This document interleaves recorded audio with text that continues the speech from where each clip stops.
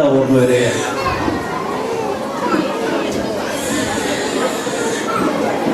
ഇവിടെയുണ്ട് ഞാനെന്നറിയിക്കുവാൻ, ഇവിടെയുണ്ട് ഞാനെന്നറിയിക്കുവാൻ മധുരമായൊരു കൂവൽ മാത്രം മതി.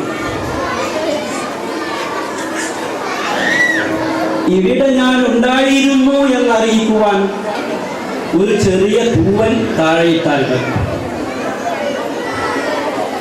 ഇനിയും ഇവിടെ ഉണ്ടാകുമെന്നതിനു സാക്ഷ്യമായി അടയിരുന്നതിന് ചൂട് മാത്രം മതി. ഇനിയും ഉണ്ടായിരിക്കുമെന്നതിനു സാക്ഷ്യമായി അടയിരുന്നതിന് ചൂട് മാത്രം മതി. ഇതിനുമേറെ ലളിതമായ എങ്ങനെ കിളികൾ ആവിഷ്കരിക്കുന്നു ജീവിതം. ഇതിനുമേറെ ലളിതമായ എങ്ങനെ കിളികൾ ആവിഷ്കരിക്കുന്നു ജീവിതം. കേരളത്തിലെ പ്രസിദ്ധ കവി രാമചന്ദ്രന്റെ ഒരു 8 വരിയുള്ള മനോഹരമായ കവിതയാണ്.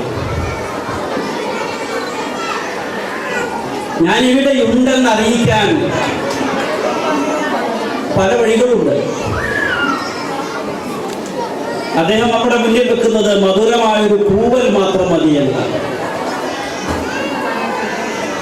എന്റെ അസ്തിത്വം, എന്റെ എക്സിസ്റ്റൻസ് ബോധ്യപ്പെടുത്താൻ വെറും കൂവലാകാം, അറപ്പുളവാക്കുന്ന ശബ്ദങ്ങളാകാം, കുരകളാകാം. മനുഷ്യർ പലതരത്തിലുള്ള അടയാളങ്ങളാണ് അതിന് എടുക്കാറുള്ളത്. മനോഹരമായ സാന്നിധ്യം അറിയിപ്പ്, ആരെയും ആകർഷിക്കുന്ന വിധത്തിലുള്ള തങ്ങളുടെ സാന്നിധ്യത്തെ അടയാളപ്പെടുത്തലുകൾ.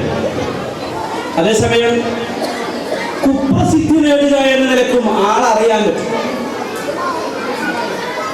ആളെ അറിയിക്കാൻ, ഞാനിവിടെ ഉണ്ടെന്ന് അറിയിക്കാൻ പോലീസ് സ്റ്റേഷനിൽ പ്രതിയായാലും മതി. ഞാനിവിടെ ഉണ്ടെന്ന് അറിയിക്കാൻ വലിയൊരു സോഷ്യൽ ക്രൈം ചെയ്താൽ മതി. അതേസമയം മധുരമായ ഒരു കൂവലാണെങ്കിൽ ആ അറിയിപ്പ് എത്ര ഛേദോഹരമാണ്. പലപ്പോഴും നമ്മുടെ തലമുറക്ക് അവരിവിടെ ഉണ്ടെന്ന് അറിയിക്കുന്നത് ഏത് വഴിയിലൂടെ ആകണമെന്നതിന് ആ വഴി പലപ്പോഴും തെറ്റിപ്പോകുന്നുണ്ട് എന്നത് കാണാൻ കഴിയും. ഇവിടെ ഉണ്ടായിരുന്നു എന്നതിന് ഉള്ള അറിയിപ്പായി ഒരു തൂവൽ താഴെയിട്ടാൽ മതി എന്നാണ്. നമ്മളിവിടെ ഉണ്ടായിരുന്നു എന്നതിന്റെ സാക്ഷ്യമായി ഇവിടെ എന്താണ് അവശേഷിപ്പിക്കാൻ പോകുന്നത്? നാം ഇവിടെ ഉണ്ടായിരുന്നു എന്നതിന്റെ സാക്ഷ്യമായിട്ട് ഇങ്ങനെ ഒരാളിവിടെ ജീവിച്ചിരുന്നു എന്ന് കാണിക്കാൻ എന്താണ് നാം അവശേഷിപ്പിക്കാൻ തീരുമാനിച്ചിട്ടുള്ളത്? ഇനി ഇവിടെ എന്നും നിലനിൽക്കുമെന്നതിന് നമ്മുടെ മുന്നിൽ എന്താണുള്ളത്? അടയിരുന്നതിന്റെ ചൂട് മാത്രം മതി എന്ന് പറഞ്ഞാൽ, അടയിരുന്ന് ചൂടാകുവോളം അടയിരുന്ന് കഴിയുമ്പോൾ അതിൽ നിന്ന് സ്വാഭാവികമായും തന്നെ പോലെ ഒന്ന് പുറത്തു വരും. അത് ഇവിടെ തന്റെ സാന്നിധ്യം അറിയിക്കും. നാളെ ബർത്ത് സർട്ടിഫിക്കറ്റ് എഴുതുമ്പോൾ, നാളെ അവനെ കുറിച്ച് അന്വേഷിക്കുമ്പോൾ ഇന്ന വീട്ടുകാരൻ, ഇന്നയാളുടെ മകൻ എന്ന് പറയപ്പെടും. ആ പറയപ്പെടലിലാണ് നാം എന്നും ഇവിടെ ജീവിച്ചുകൊണ്ടിരിക്കുന്നത്. എന്നും ഇവിടെ നാം അവശേഷിച്ചു കൊണ്ടിരിക്കുന്നത് കാലാകാലങ്ങളിൽ നമ്മെക്കുറിച്ച് പറയപ്പെടാനുള്ള അനന്തമായ ശേഷിപ്പ് ഇവിടെ അവശേഷിക്കുമ്പോഴാണ്. ഈ കവിതകളെ ഓർക്കാൻ കാരണം സമകാലിക സമസ്യകളെ കുറിച്ച് നാം ഇപ്പോൾ അടുത്ത കാലങ്ങളിലായി കണ്ടുകൊണ്ടിരിക്കുന്ന വിവിധ വിഷയങ്ങളെ കുറിച്ചുള്ള ഓർമ്മയിൽ നിന്നാണ്. എന്തെല്ലാം സംഗതികളാണ് തന്നെ അടയാളപ്പെടുത്താൻ സ്വന്തം മാതാവിനെ തന്നെ കൊന്നൊടുക്കുന്ന ക്രൂരഹത്യ. ക്യാമ്പസുകളുടെ തങ്ങളുടെ സാന്നിധ്യം അറിയിക്കാൻ സഹപാഠികൾ തന്നെ പോലെ തന്റെ പ്രായമുള്ള 15 വയസ്സുകാരൻ നെഹ്റുവിന്റെ മരണം, ആത്മഹത്യ നിങ്ങൾ വായിച്ചിരിക്കാം. അവൻ മരിച്ചതിൽ പോലും ആഹ്ലാദിച്ചുകൊണ്ട് പരസ്പരം മെസ്സേജ് അയക്കുന്ന സഹപാഠികൾ. അവർക്ക് ആകെ നേടാനുള്ളത് എന്താണെന്ന് അറിയാമോ?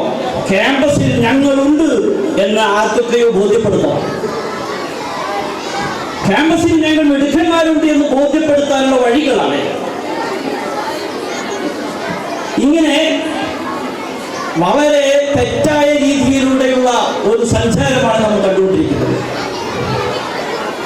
കുട്ടികൾക്ക്, വരും തലമുറക്ക് എന്താണ് പകർന്നു നൽകേണ്ടത് എന്നതിനെ കുറിച്ചുള്ള ആലോചനയിൽ പലപ്പോഴും മാതാപിതാക്കൾക്കും കാര്യമായ അബദ്ധം സംഭവിച്ചിട്ടുണ്ടോ എന്ന് ആലോചിക്കേണ്ടിയിരിക്കുന്നു.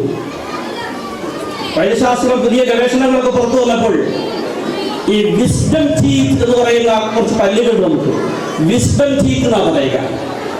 അതായത് നമ്മുടെ അണപ്പല്ല് ഏറ്റവും ലാസ്റ്റ് വെച്ചാൽ കിട്ടുന്ന അവിടെ ഇവിടെ കിട്ടുന്ന 2 പല്ലുകൾ.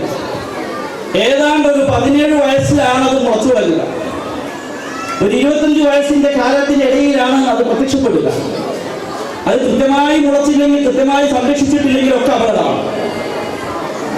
ആ പല്ലുകൾക്ക് പറയുക വിസ്ഡം ടീത്ത് എന്നാണ്. ബുദ്ധിയുടെ അടയാളം, ബുദ്ധി ഉറച്ചതിന്റെ അടയാളമായി പ്രത്യക്ഷപ്പെടുന്നതിൽ നിന്നാണ്. അതുകൊണ്ടാണ് അതിന്റെ പേര് വിസ്ഡം ടീത്ത് എന്നായത്.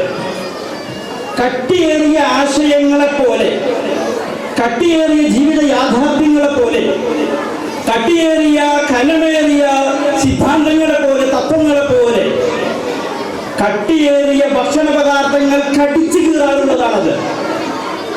അതിനുള്ള പ്രായത്തിനൊപ്പമാണ് അവന്റെ ബുദ്ധിയും വളരെ സമതുലിതമായി വളർന്നുകൊണ്ടിരിക്കുന്നത്. ആ ബുദ്ധിക്കൊപ്പം, ആ ബുദ്ധിയുടെ വളർച്ചയ്ക്കൊപ്പം വളരുന്നത് കൊണ്ടാണ്, പുറത്തു വരുന്നത് കൊണ്ടാണ് ഈ പല്ലുകൾക്ക് വിസ്ഡം ടീത്ത് എന്ന പേര് വന്നത്. പക്ഷേ സമകാലിക പഠനങ്ങൾ പറയുന്നത് പുതിയ കുട്ടികൾക്ക് വിസ്ഡം ടീത്ത് വരുന്നില്ല എന്നാണ്.